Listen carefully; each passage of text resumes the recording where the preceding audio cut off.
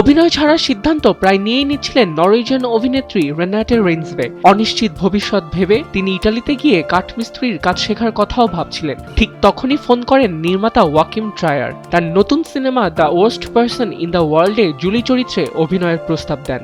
সে এক ফোন কলই বদলে দেয় রেইনসভের জীবন।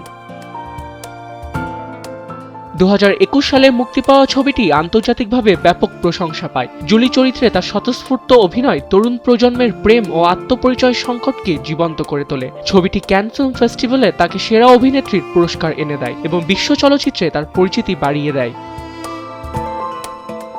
5 বছর পর ট্রিয়ারের সঙ্গে আবার তিনি কাজ করেন সেন্টিমেন্টাল ভ্যালুতে। এখানে তিনি নোরা চরিত্রে অভিনয় করেছেন এবং তুলে ধরেছেন পরিবার, স্মৃতি ও মানসিক ট্রমার জটিলতা। অভিনয়ের জন্য ইতোমধ্যে ছবিটি সমালোচকদের প্রশংসা কুড়িয়েছে।